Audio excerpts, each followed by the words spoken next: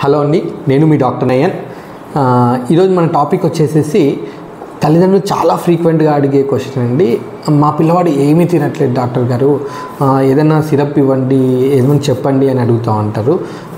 నేను కొన్ని టిప్స్ చెప్తాను, అవి ఫాలో అయ్యేకి ట్రై చేయండి. ఫస్ట్ ఏంటి అంటే, ఈ 1 సంవత్సరం నుంచి 3 ఏళ్ళు 4 ఏళ్ళ పిల్లల్లో ఈ ప్రాబ్లం తరచుగా చూస్తూ ఉంటాము.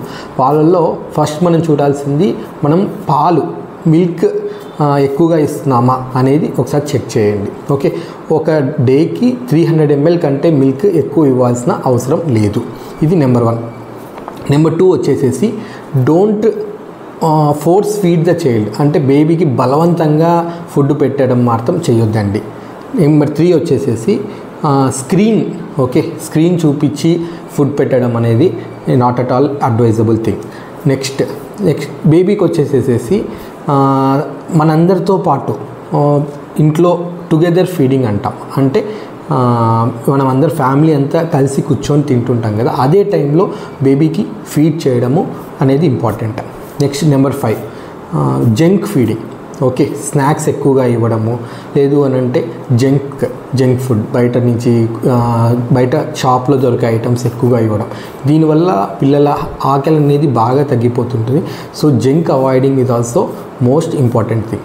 ఇంకొక మెయిన్ ఇంపార్టెంట్ టిప్ ఏంటి, ఫీడింగ్ టైం అనేది 30 minutes to 40 minutes కంటే ఎక్కువగా ఎక్సెస్ కానిద్దండి. ఒక హాఫ్ అన్ అవర్ మించి ఫీడ్ చేయొద్దు. స్టాప్ చేసి మళ్ళీ కొంతసేపు తర్వాత ఫీడ్ చేయడం అనేది ఇంపార్టెంట్.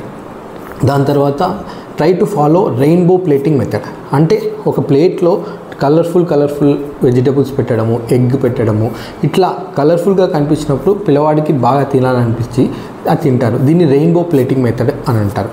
దాని తర్వాత కొంతమంది పిల్లలకి ఏంటి అని అంటే 1 year 2 years వచ్చినా కూడా సెమీ సాలిడ్కి తేడా లేకుండా అన్నీ మిక్సీ పట్టేసి పెడతా ఉంటారండి. అలా చేయొద్దు. ఓకే, 6 to 9 months వరకు సెమీ సాలిడ్గా పెట్టడం ఓకే. అంటే ప్యూరీస్, గంజి ఇట్లాంటివి పెట్టడము, ఉగ్గులాగా చేసుకొని పెట్టడం అనేది normal. But more than 9 months వచ్చిన తర్వాత వాళ్ళకి సాలిడ్స్ అనేది అలవాటు చేయాలి. అంటే ఇప్పుడు ఇడ్లీ అనేది దొరుకుతుంది. ఇడ్లీ అనేది మంచి మెత్తగా ఉండే సాలిడ్ ఫుడ్. దాంతో వాళ్ళు చీవింగ్ చేయడము నేర్చుకోవాలి. అన్నీ మింగడమే చేస్తూ ఉంటే మాత్రం వాళ్ళు కూడా పికీ ఈటర్స్గా తయారయ్యే అవకాశం చాలా ఎక్కువగా ఉంటుంది. ఈ టిప్స్ అన్నీ ఫాలో అయ్యారని అంటే కంపల్సరీగా వాళ్ళ ఫుడ్ హ్యాబిట్స్ అనేది కంపల్సరీగా బాగా ఇంప్రూవ్ అవుతుంది. ఇవి ఫాలో అయ్యే ట్రై చేయండి.